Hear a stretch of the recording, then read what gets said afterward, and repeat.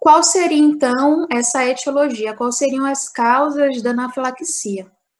Elas vão variar bastante, pode se estender desde os alimentos, que representam cerca de 33 a 34% dos casos. Esses alimentos podem ser aqueles mais comuns, como amendoim, castanha, nozes. Os frutos do mar também são comuns é comum eles causarem uma reação anafilática. Nós também temos o veneno dos insetos, que podem ser, por exemplo, proveniente de uma picada de uma abelha, de alguma vespa, que é muito comum a gente lembrar quando assiste aquele filme, né, que o professor citou na aula passada. Nós temos também uma reação anafilática em função do uso de algum medicamento, dentre os quais a gente pode citar algumas classes, né, que são os antibióticos, que eles podem causar essa reação, o uso de heparina, bloqueadores neuromusculares, anestésicos, as sulfas e os derivados anti-inflamatórios, opiáceos, vacinas e etc., que representam de 13% a 20%.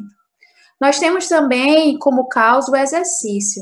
E aí é válido chamar atenção porque pode ser tanto o exercício isoladamente, como associado a um alimento ou até mesmo associado a uma medicação. Então, ao lidar com essa situação, após a prática de exercício, há um quadro de anafilaxia. Isso é comum, inclusive, em pacientes que são jovens. É mais comum, né? E apresenta cerca de 7%. Tem também, por conta do contato com látex ou transfusão de plasma, que é responsável por uma quantidade menor, cerca de 1% dos casos, e quando não tem uma causa identificada, que representa de 19% a 37%, varia de literatura para literatura.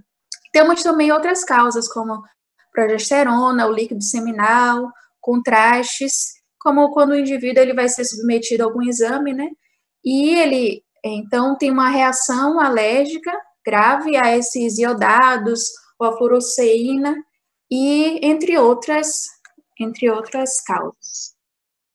Além disso, é importante nós chamarmos atenção para isso aqui também. Tem alguns fatores que eles vão ser associados a uma maior incidência ou até mesmo a um maior risco de gravidade. E aí, primeiro, a natureza do antígeno, né?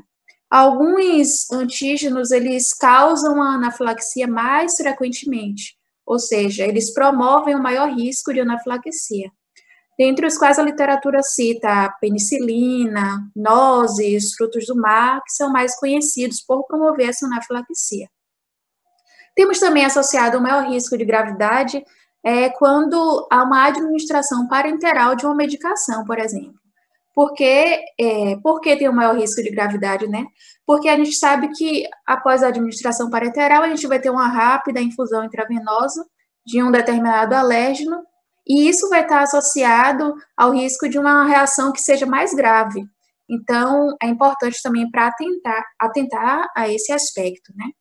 Tem também o histórico de atopia. O que seria isso? Uma atopia é quando o indivíduo ele tem uma predisposição para uma doença, para um quadro de hipersensibilidade. Aí a gente cita, por exemplo, um asmático, uma pessoa que tem um quadro de rinite, por exemplo, tudo isso representa uma atopia, né? E também essas pessoas, então, se enquadram no grupo que tem um risco de uma maior incidência de um quadro de anafilaxia. Temos também a idade mais avançada, né, os indivíduos mais velhos, e também a presença de uma doença cardíaca pré-existente. Tudo isso vai corroborar para um risco de maior gravidade. Temos também, quando associados, o uso concomitante com agentes beta-bloqueadores. Por que está associado o maior risco? Porque esses beta-bloqueadores, eles podem interferir na ação da adrenalina. Quando eu falar do tratamento para vocês vão ver que a adrenalina é uma droga extremamente utilizada num quadro de anafilaxia.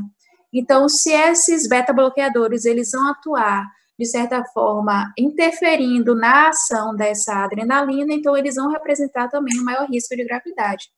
E também a gente tem o uso de ECA, né, dos inibidores da enzima conversora de angiotensina. Eles também vão atuar promovendo maior risco. Isso vai ter relação com o processo de interferência também, só que no mecanismo endógeno, que seria o compensador do choque, né? Então, por conta disso, vai ter um maior risco de gravidade. A anafilaxia, então, ela vai ter alguns tipos, né? Vocês podem ver aí nesse esquema, nós temos anafilaxia alérgica, que você vai associar ao mecanismo imunológico, tem a anafilaxia idiopática e tem a não alérgica. E aí, na anafilaxia alérgica, você pode ter tanto a anafilaxia que vai ser IgE mediada, que eu vou explicar para vocês posteriormente, como a anafilaxia alérgica não IgE mediada. E nós vamos ver agora. Basicamente, então, quando se trata dessa fisiopatologia, vocês vão ver em algumas literaturas que eles dividem em dois grupos. Eles chamam de anafilaxia propriamente dita quando ela é mediada por IgE, e eles chamam de reações anafilactoides quando não tem essa ação por meio do IgE. Mas quando ela é uma anafilaxia propriamente dita, mediada por IgE, então, né, como é que acontece? Essa anafilaxia, então, vai ser esse processo alérgico que vai ser mediado por essas imunoglobulinas de classe E. E essas imunoglobulinas, elas vão se ligar tanto a basófilos quanto a mastócitos. Elas vão ser, então, produzidas nesse indivíduo quando tem um contato prévio com esse antígeno, com esse alérgeno, né, que pode ser qualquer um daqueles que eu citei anteriormente para vocês. Então, esse indivíduo teve esse contato prévio. Posteriormente, quando tem uma exposição subsequente, vai ocorrer a ligação de duas IgEs próximas com esse antígeno, com o alérgeno. E depois, então, dessa ligação, o que vai acontecer? Vai haver a liberação de alguns mediadores, aqueles mediadores que estão contidos nos grânulos. O que seriam eles? A gente vai ter a liberação, por exemplo, de histamina, de triptase, de quimase, de heparina, de prostaglandinas, leucotrienos, e todas essas substâncias que vão ser responsáveis por causar uma série de reações no indivíduo. Então, revisando, quando ela é mediada por IgE, o indivíduo previamente vai ser submetido a esse alérgeno, vai ter a formação dessas imunoglobulinas de classe E que vão se ligar a basófilos e mastócitos, ter depois uma nova exposição, essas IgEs se ligam ao antígeno e, por conta disso, a liberação desses mediadores que estão contidos nos grânulos, causando essas reações do indivíduo. E temos, então, o segundo grupo, que é o das reações anafilactoides. Conforme eu falei para vocês, né, elas não são mediadas diretamente por uma reação entre antígeno e anticorpo. Mas, então, o que vai acontecer? Ela não é mediada por IgE. Nós temos, basicamente, assim, resumindo, três causas. Primeiro, você pode ter uma ativação desse sistema complemento, e quando ele é ativado, então, vai ter essa geração das anafilatoxinas que vão ser induzidas por complexos imunes. Nós temos também, quando ocorre uma ativação direta de mastócitos ou do sistema complemento por parte da substância, que é o caso de uma reação ao contraste de iodado durante a realização de um exame, por exemplo. E temos uma ação de anafilatoxinas que são exógenas, ou seja, são pré-formadas, como, por exemplo, histamina, dentre outros. Então, basicamente, patologicamente falando, a gente vai ter esses dois grupos, a anafilaxia propriamente dita, mediada por IgE, e as reações anafilactoides. Resumindo, né, as causas e os tipos associados. Aqui, apenas revisando, a gente já viu quais são os grupos que podem causar essa reação, e você vê que um só grupo ele pode ser responsável por causar essas reações por diversos mecanismos. Nos alimentos, por exemplo, a gente tem um mecanismo apenas mediado por IgE, mas se você for nas proteínas ou peptídeos, ou nos antibióticos, por exemplo, você tem diversos mecanismos. Então, como serão essas manifestações clínicas provenientes desses mediadores? Quando se trata dessas manifestações clínicas, a gente tem que lembrar de uma coisa. Primeiro que esses sintomas, eles vão se estabelecer, pode ser desde minutos após o contato com esse alérgeno, até mesmo horas. Mas o que é mais comum é que esses sintomas, eles passem a se manifestar, essas manifestações clínicas, elas ocorram na primeira hora subsequente a essa exposição. Outro fato interessante é que a rapidez com que esses sintomas eles vão ocorrer, eles vão estar extremamente relacionados com a gravidade dos sintomas. Quanto mais rápido o sintoma se manifesta, maior vai ser a gravidade. Também é outro fato que é observado. Então, essa anafilaxia, ela vai ser caracterizada por diversas manifestações clínicas, que pode vir tanto isolada quanto em combinações. E pode envolver diversos sistemas, entre os quais a gente cita o respiratório, cardiovascular, neurológico, cutâneo, gastrointestinal, dentre outros. Nessa imagem aí do lado, vocês podem ver, né, um dos mecanismos que levam a essas manifestações clínicas. Nós temos um dos mediadores que são liberados dos grânulos, um mediador muito conhecido, né, que é a histamina. Como é que ela vai agir? Ela vai agir nos receptores H1 e H2 da musculatura lisa, do endotélio, das glândulas e das terminações nervosas. E tudo isso vai levar a uma vasodilatação, a broncoconstrição, um aumento da permeabilidade vascular, uma hipersecreção mucosa e ativação do sistema nervoso autônomo. Então, tudo isso vai ser responsável por aqueles sintomas que aparecem no processo de anafilaxia.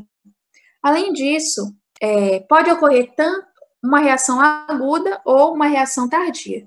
O que seria a reação aguda?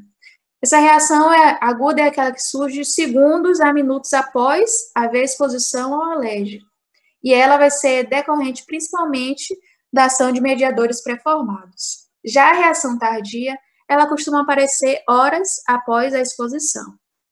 Além disso, essa anafilaxia ela pode cursar tanto de forma unifásica quanto de forma bifásica.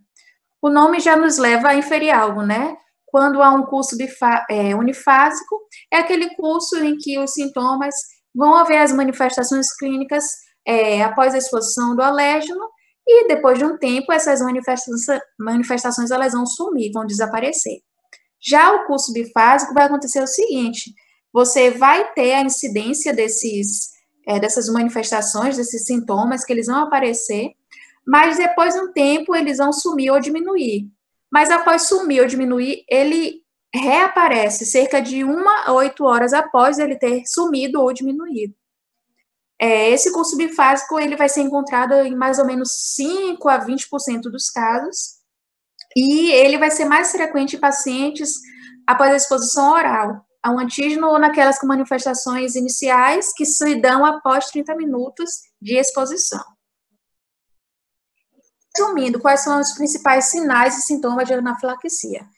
Se vocês observarem aí nesse quadro, a gente pode ter uma ideia, né, dos principais.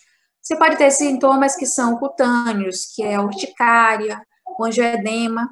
Esse angioedema, conforme citado aí, ele vai ser mais comum nos lábios e nos olhos. Pode ter uma erupção cutânea, um prurido. Tem também os sintomas respiratórios, que temos a dispneia, sibilos, tosse, edema de laringe, espirros, coriza, dentre outros. Temos cardiovascular, como ataque cardíaco, uma tontura, síncope, uma dor precordial, uma hipotensão também. Temos o choque, inclusive, os sintomas digestórios também, que são as náuseas, os vômitos, a diarreia, as cólicas. E temos também uma miscelânea de manifestações clínicas que envolvem cefaleia, convulsão, dentre outros. Então, temos que fazer uma observação também, que é quando se trata de uma anafilaxia fatal. Basicamente, vão ocorrer 3 mecanismos para levar à morte em função de uma anafilaxia. Nós temos a morte que ocorre por conta de um choque. Por que isso vai acontecer? Primeiro, que, de modo geral, essas reações anafiláticas em função de um choque, elas vão ocorrer em indivíduos que são jovens e com coração saudável. Normalmente, indivíduos com esse perfil que tem uma anafilaxia fatal vai ser devido a um choque. E por que isso ocorre? A gente já viu anteriormente que esses mediadores eles podem levar a uma vasodilatação, como, por exemplo, eu citei para vocês a histamina. E essa vasodilatação, ela vai fazer com que haja uma redistribuição desse volume e uma queda do retorno venoso. Então, isso vai fazer com que muitos dos nossos órgãos que têm um funcionamento que é imprescindível, né, eles não terão esse suporte, esse suprimento sanguíneo adequado. Então, por conta disso, esse retorno venoso inadequado vai ocorrer o choque e que vai levar à morte. Nós também temos a morte por parada cardíaca, que vai ser causada por arritmia. Por que isso vai acontecer? Porque os mediadores eles vão agir no miocárdio. Então, isso vai levar a uma parada cardíaca que vai ser causada por essa arritmia. Ao contrário da morte por choque, essa morte por parada cardíaca ela vai ser mais comum em idosos, ou aqueles com doença cardíaca preexistente. E, por fim, nós temos a morte por parada respiratória, que ela vai ser mais comum, por exemplo, em asmáticos, quando ocorre um broncoespasmo grave, e aí ocorre essa morte por parada respiratória, desculpe. E também em função da existência de um edema de vias superiores que vão levar à sufocação. Isso vai ser mais proveniente de indivíduos que foram submetidos a picadas, insetos e também a determinados alimentos. Bom, como é que nós vamos investigar, então? O diagnóstico de anafilaxia é basicamente clínico. E, então, de modo geral, você vai obter, por meio da sua anamnese, uma história que ela normalmente vai ser característica. É aquele indivíduo que teve um início abrupto dos sinais e sintomas, um início rápido, que vai... E normalmente acontece dessa forma, né? Durante o seu processo de descoberta, você pode investigar para descobrir o que causou realmente essa anafilaxia. Mas é lógico que se chega um indivíduo que está no processo de anafilaxia, já está grave no seu... para você atender, você não vai chegar perguntando nada disso, né? Você vai realizar o procedimento que eu vou explicar para vocês, para primeiro você garantir a vida daquele paciente, evitar um desfecho fatal. Mas quando se trata dos exames laboratoriais, então, o que é que você pode pedir? Nós temos o nível de histamina, de triptase e de outros mediadores que se eleva na fase aguda. Contudo, isso é muito complicado. Por quê? Porque a histamina, ela vai se degradar com muita rapidez. Inclusive, a histamina, ela vai ter a utilidade limitada por isso, porque ela tem uma meia-vida circulante muito pequena. E, normalmente, para você conseguir verificar realmente com exatidão esses níveis de histamina, o período adequado de coleta vai ser entre 10 minutos a 1 hora após o início do evento. Então, nem sempre é possível, né? Mas nós temos o nível de triptase. O nível de triptase, ele permanece elevado por um tempo mais prolongado. Seriam, então, os critérios diagnósticos para anafilaxia. A anafilaxia, ela tem esses 3 critérios, que ao serem preenchidos, qualquer um dos 3, você pode dar o diagnóstico de anafilaxia. O primeiro critério é quando essa doença ela vai ter um início agudo, e esse início vai incluir o envolvimento da pele, tecido mucoso ou de ambos, ou seja, um indivíduo que vai ter urticária, edema, dentre outros sintomas. E além de ter esse envolvimento da pele, tecido mucoso ou ambos, você tem que ter pelo menos um dos seguintes critérios, que é o comprometimento respiratório ou a redução da pressão arterial. Qual é, então, o segundo critério? No segundo critério, você tem que ter 2 ou mais dos seguintes itens que são citados. Após a exposição a provável alérgeno.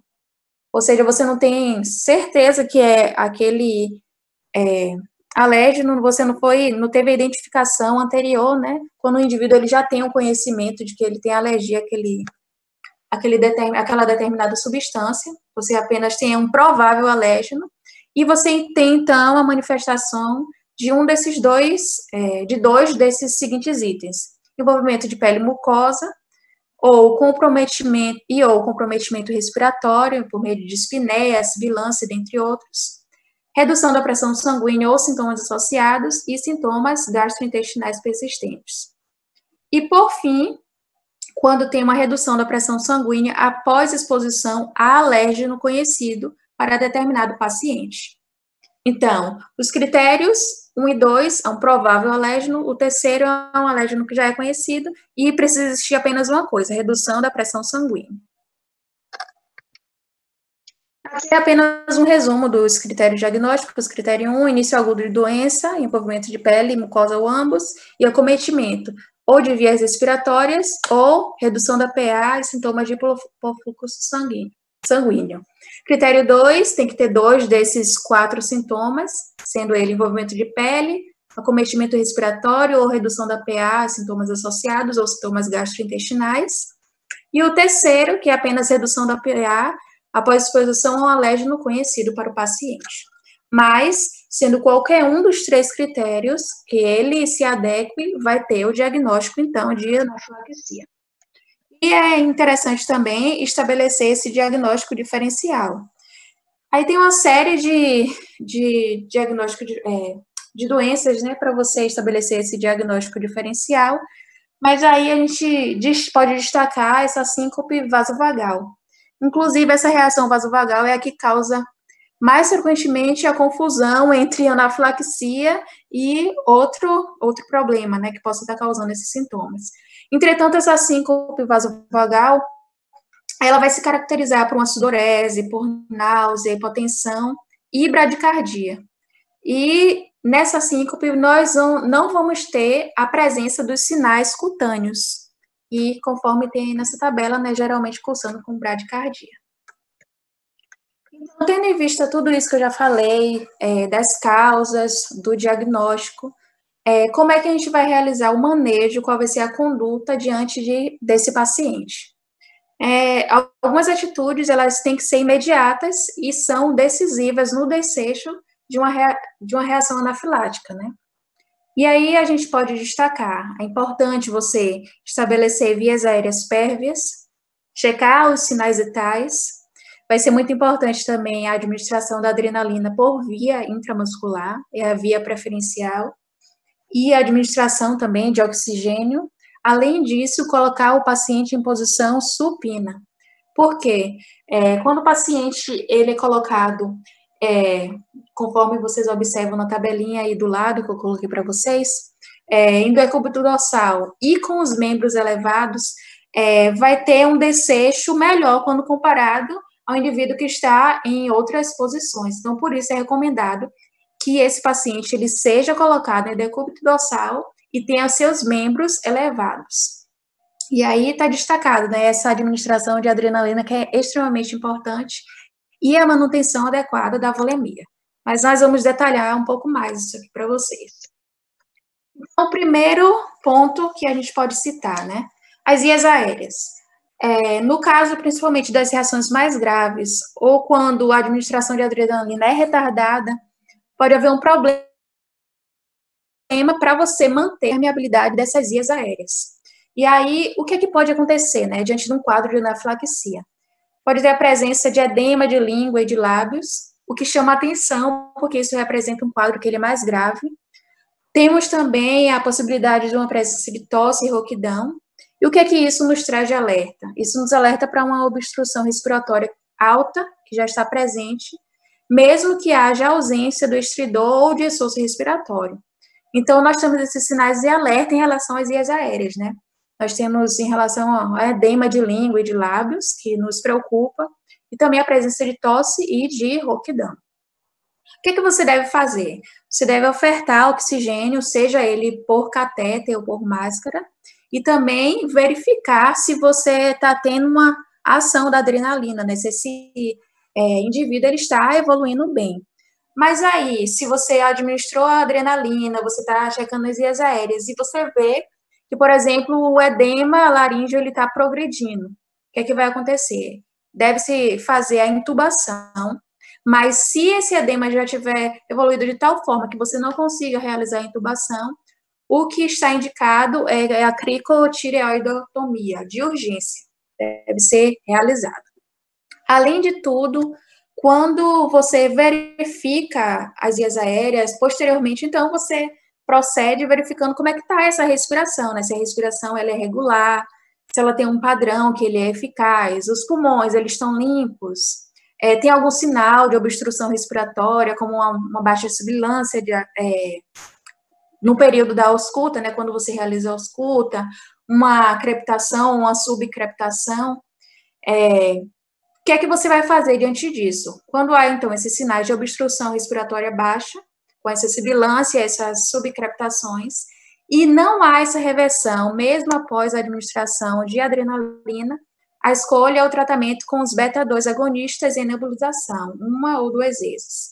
E se o broncoespasmo persiste, administra-se, então, a aminofilina venosa. Verifica-se também a circulação, né? A gente sabe, conforme eu falei, que vai ter a liberação, então, de histamina, bradicinina, leucotrienos, tudo isso revisando, vai causar vasodilatação generalizada, vai, então, perder volume para o interstício, isso tudo vai reduzir o retorno venoso e o débito cardíaco, e por conta disso, ocorreu o choque anafilático. Então, diante disso, você sabe que é extremamente importante você realizar uma reposição volêmica e promover, então, a restauração desse tônus vascular, que vai ser importante para essa recuperação desse indivíduo que está sob esse choque anafilático. Então, o que é que deve acontecer? Inicia-se essa infusão rápida de uma solução fisiológica e, não havendo resposta, repete-se o bolo de solução salina e completa-se a administração de adrenalina. Então, você vê que são várias coisas que devem acontecer, ao tempo que é importante verificar vias aéreas, respiração, circulação. Também a administração da adrenalina deve ser realizada de forma rápida, porque isso vai garantir uma melhor evolução. Você tem também que realizar essa reposição volêmica para garantir um retorno venoso adequado, um débito cardíaco. Então, é importante prestar atenção a todos esses pontos, né?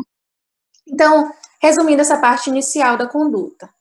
Primeiro não, né? Uma das coisas que devem ser feitas e que muitas vezes são feitas ao mesmo tempo, né? Sendo que você sabe que existe uma equipe, não vai ser você somente que vai estar lidando com esse paciente. Então, manutenção dos sinais vitais, checando vias aéreas, respiração, circulação, e também a parte sensorial.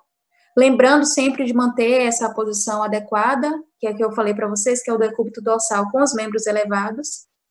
E sabendo que se o indivíduo ele se senta subitamente ou ele se levanta de forma súbita, isso vai estar associado a um desfecho fatal.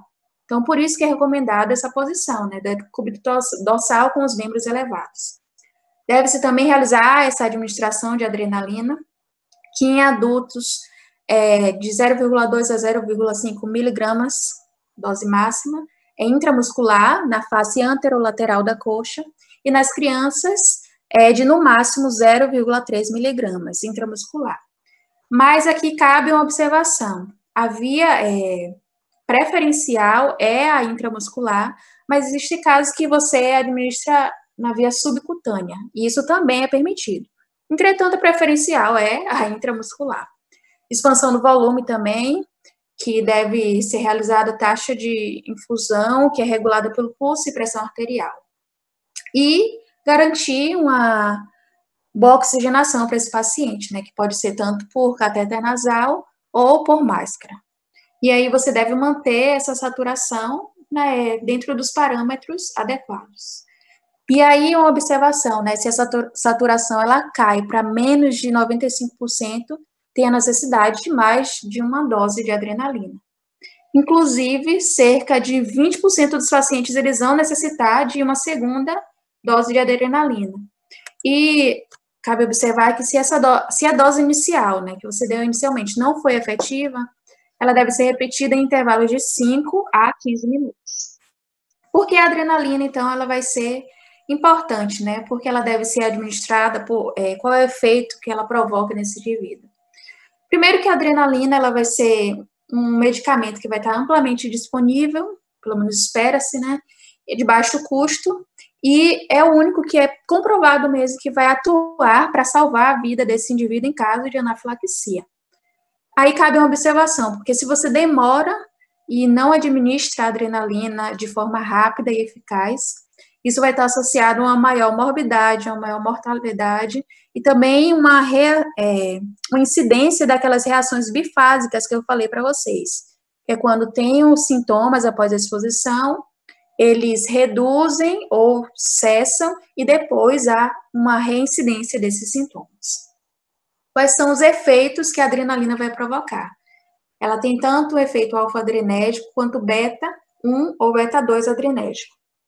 Quando o efeito alfa-adrenérgico, o que ela vai fazer? Reduz a vasodilatação e aumenta a resistência vascular periférica. Então, isso é muito útil na perfusão orgânica e na redução do angioedema e da urticária. Com relação ao efeito beta-1 adrenérgico, vai funcionar aumentando essa contratilidade cardíaca, visto que muitas vezes esse indivíduo vai cursar com um quadro de hipotensão, né? Então, é interessante a administração da adrenalina, o efeito beta-2 adrenérgico, promovendo broncodilatação e inibindo a liberação de mediadores inflamatórios. E aí, uma observação que eu coloquei para vocês. Nos pacientes que não responderam à adrenalina, ou aqueles que estão sob o uso de beta-bloqueador, porque vocês lembram que eu falei inicialmente que o beta-bloqueador ele pode interferir na ação dessa adrenalina? Então, no caso desses pacientes, se recomenda o uso de glucagon endovenoso e nessas doses aí, né, 0,02 a 0,03 miligramas por quilo, até 0,5 miligramas por dose. E nas crianças menores de 20 quilos, desculpa. E para maiores de 20 quilos, administrar 1 miligrama por dose. Porque a gente sempre ressalta as crianças. Você vai ver que esse é um tema, a anafilaxia, muito comum na pediatria. E nas provas de residência, você vê que caem algumas questões na parte de pediatria relacionadas à anafilaxia. E nós vamos ter também alguns medicamentos que eles são adjuvantes. Esses medicamentos, eles não vão funcionar substituindo a administração da adrenalina, né? Ela é a primeira escolha que vai ser administrada inicialmente. Então, eu coloquei a observação para vocês, né? Todos os demais agentes terapêuticos apresentam início de ação tardio e menos eficiente, sendo considerados, então, por isso, adjuvantes. E o uso desses medicamentos não deve jamais postergar ou substituir o uso de adrenalina, pois não aliviam a obstrução da via aérea superior e não restauram a pressão arterial e perfusão tecidual. E aí eu coloquei alguns para vocês. Nós temos os beta-2 agonistas, como o sulfato de salbutamol. Por que eles são importantes? Eles são utilizados para você reverter esses broncoespasmos que podem acontecer. E eles podem se dar em diferentes concentrações e doses. Nós temos também os antihistamínicos, inclusive, eles apresentam um início lento de ação, mas eles vão ser importantes por aliviar o prurido, o rubor, a urticária, o angioedema, além de aliviar também aqueles sintomas nasais e os sintomas oculares. E aí nós temos alguns exemplos, né, desses antihistamínicos que podem ser administrados. Nós temos a prometazina, a difenidramina e a ranitidina. Nós temos também os glicocorticoides, como metilprednisona e prednisona, e entre outros também. Então, basicamente, é o que a gente tem que lembrar aqui. Preferencialmente não, corrigindo. Você deve administrar inicialmente a adrenalina, deve-se prestar atenção para o ABC, as vias aéreas, a respiração, circulação. Você deve também garantir a volemia adequada, fazendo a reposição volêmica desse indivíduo. Deve-se prestar atenção à posição, garantindo o decúbito dorsal e os membros elevados. E também, como adjuvantes, tem esses medicamentos que eu citei para vocês. Inclusive, voltando aqui, eu preparei um arquivo que detalha um pouco mais a ação desses medicamentos adjuvantes e tudo isso que eu estou falando para vocês. E aí eu vou enviar o arquivo para vocês, caso queiram estudar e se aprofundar um pouco mais. Então, quando é que é dada essa alta hospitalar desse indivíduo, né?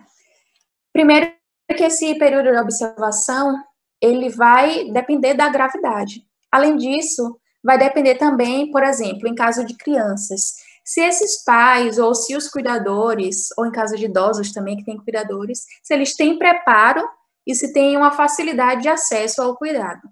E aí essa alta, ela vai normalmente se estabelecer entre 6 até 24 horas após a estabilização do quadro. E é importante você, mesmo após a alta, esse paciente ter melhorado, se orientar os familiares e até o próprio indivíduo quanto à necessidade de observar se vai haver a recorrência de outros sintomas, de novos sintomas, a recorrência dos sintomas, que se enquadra nas reações bifásicas. E no momento, então, dessa alta hospitalar, é importante você deixar o indivíduo consciente de tudo isso, né? A necessidade de observação, de voltar para o hospital caso tenha qualquer reincidência dos sintomas ou qualquer piora.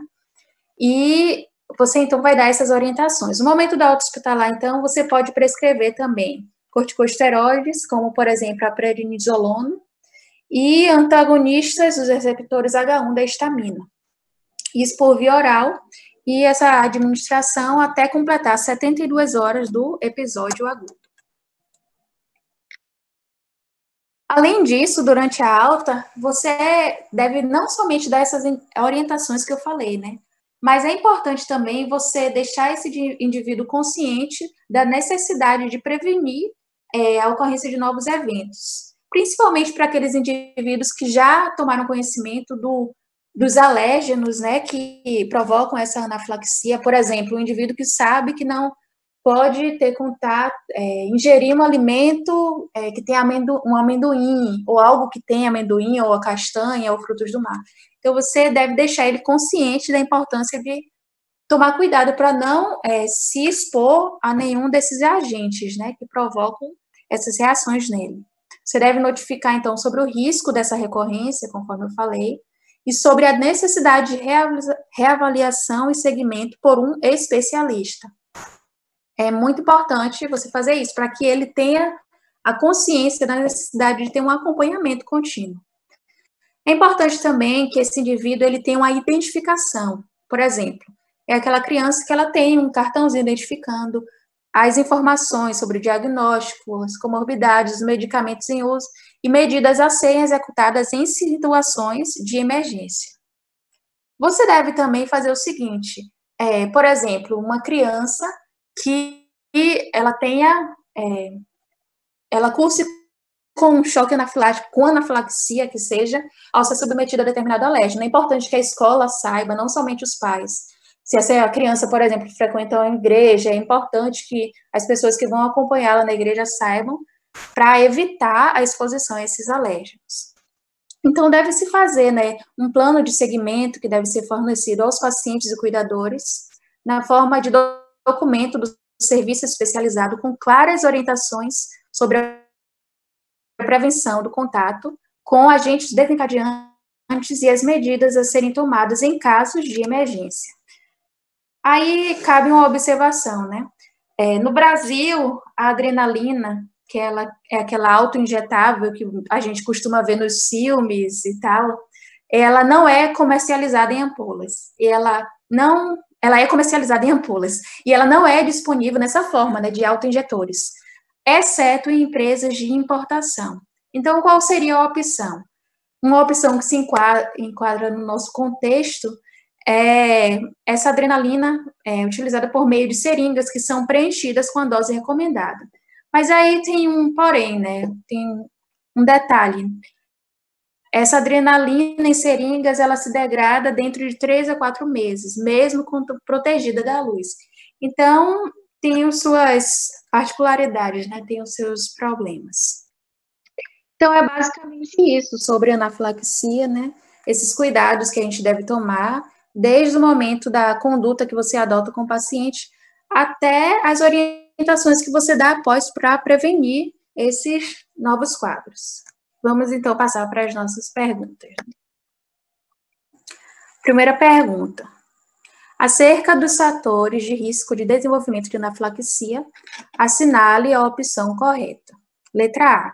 O uso de medicamentos administrados pela via endovenosa apresenta risco aumentado para anafilaxia em relação ao uso de medicamentos administrados pela via oral. Letra B. Mulheres adultas e idosas são mais predispostas a terem reações anafiláticas devido ao fato de o estrogênio induzir a ativação dos eosinófilos. Letra C. Em asmáticos, é baixo o risco de ocorrência de anafilaxia. D. Quanto maior for o período de tempo entre a exposição ao alérgeno e o surgimento dos sintomas, maior é o risco de ocorrência de anafilaxia E E, raça e idade são fatores que influenciam o desenvolvimento das reações anafiláticas. Eu vou dar um tempinho agora e vocês podem responder no grupo. E aí a gente dá a resposta certa, que qual é?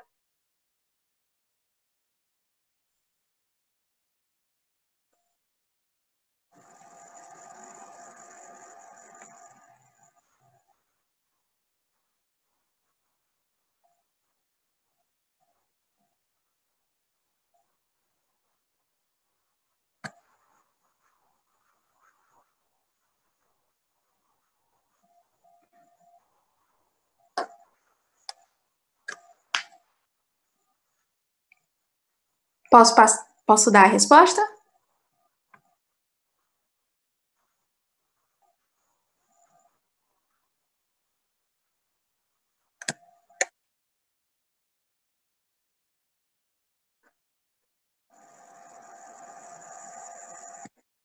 Isso mesmo. Todo mundo que colocou aqui a resposta no grupo acertou, né? Eu falei até inicialmente para vocês, né, da via parenteral, que incluía um maior risco, maior gravidade. Isso mesmo, o uso de medicamentos administrados pela via endovenosa apresenta risco aumentado para anafilaxia em relação ao uso de medicamentos administrados pela via oral. Essa letra B, em nenhum momento eu sei isso para vocês. Em relação à letra C, eu disse o contrário, nem asmáticos, o risco é alto da ocorrência de anafilaxia. A letra D também é o contrário, quanto menor for esse período entre o tempo de exposição ao alérgeno e o surgimento dos sintomas, maior é o risco. E a letra E também eu não citei para vocês em nenhum momento.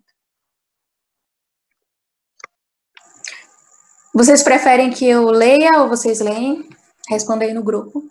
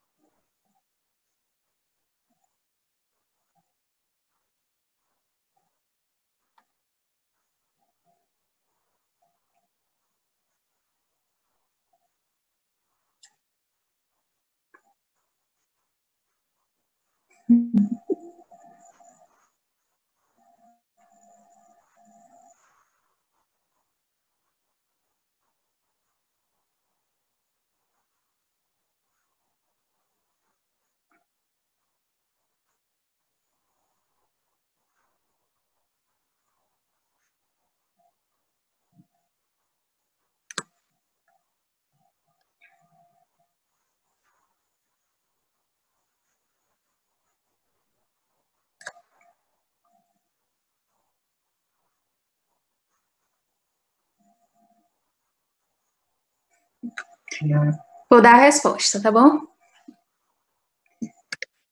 Bom, dessa vez nem todo mundo acertou, né? Na verdade, esse caso aí, ele está mais associado com a letra B, né, o látex. A gente até observa esse tempo de até ela apresentar essa resposta, né? Se você fosse, por exemplo, associar a um medicamento que foi administrado por uma via parenteral, essa resposta seria muito mais rápida. Como seria o caso no relaxante neuromuscular, os opioides, hipnóticos, anestésico local, visto que se trata de uma cirurgia, né? Então, o látex é aquele que apresenta uma maior demora em relação a esses medicamentos. Ele demora mais para que a pessoa manifeste essa anafilaxia. Próximo.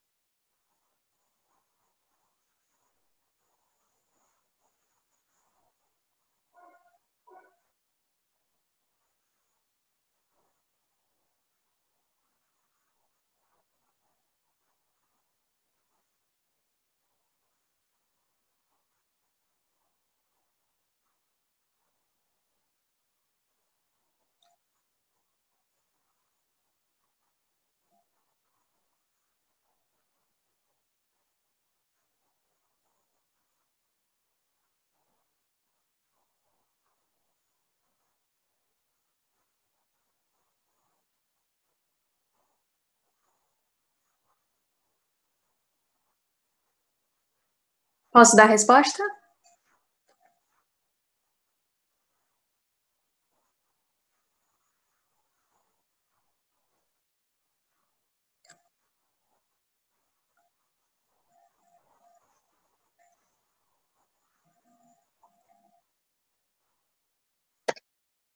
Dessa vez todo mundo errou, então nós vamos ler juntos, né? Considerando o diagnóstico de anafilaxia, qual o conjunto de dados clínicos necessários para que seja estabelecido o seu diagnóstico? Letra A. Doença aguda envolvendo pele e ou mucosas, certo? Até aqui, comprometimento respiratório e ou hipotensão que tem início minutos ou horas após a exposição. Aí o detalhe que nos faz ver o que está certo e o que está errado. Há um alérgeno conhecido. Quando se trata de um alérgeno conhecido, é aquele terceiro critério, vocês lembram? Que está relacionado a uma hipotensão. Então, essa daqui não estaria correta. É um provável alérgeno. Letra B. Hipotensão e sintomas gastrointestinais presentes após exposição ao alérgeno conhecido. O mesmo detalhe. Seria certo se fosse hipotensão e sintomas gastrointestinais presentes após exposição a um provável alérgeno. São os detalhes nessa questão. Letra C. Síncope que tem início minutos ou horas após exposição ao alérgeno, mesmo na ausência de reação urticariforme. Está errado. Letra D, que é correta, urticária generalizada de início agudo, após exposição ao alérgeno provável e sintomas gastrointestinais persistentes. Essa letra D aqui, ela está correta. Ela se encaixa, inclusive, naquele segundo critério, né, que você deve ter 2 daqueles 4 itens quando se trata de um alérgeno provável. E letra E, urticária generalizada com edema de mão e pés após exposição ao possível alérgeno. Errada também. Próxima.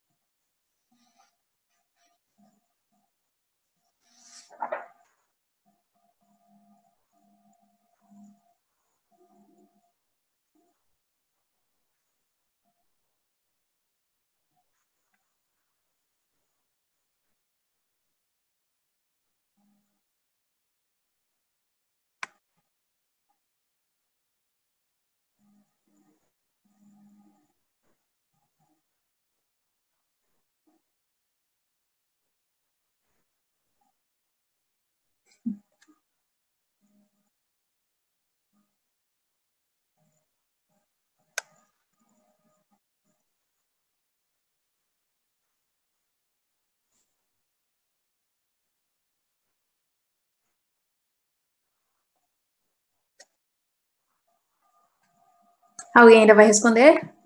Vai responder, Alexandre? Mas quem que falta?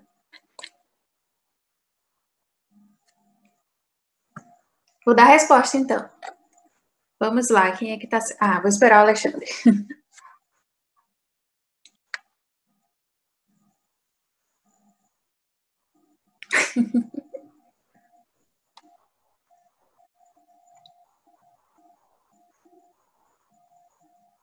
Deixa eu ver aqui quem acertou. Bom, então quem será que acertou? Olha aí.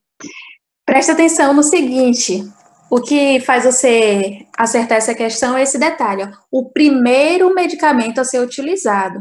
Lembra que eu falei para vocês, sempre o primeiro que a gente utiliza é a adrenalina. E os demais que eu citei, como os antihistamínicos, como os glicocorticoides e tal, eram agentes terapêuticos adjuvantes. ou seja, eram os que você iria utilizar, né, posteriormente. Mas o primeiro que você administra é a adrenalina. Inclusive, conforme eu falei para vocês, né, a prioridade é que essa adrenalina seja administrada por uma via intramuscular, mas ela também pode ser administrada de forma subcutânea.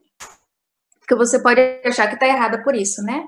Por conta do subcutânea. Ela também pode. Isso, Silmar, isso mesmo.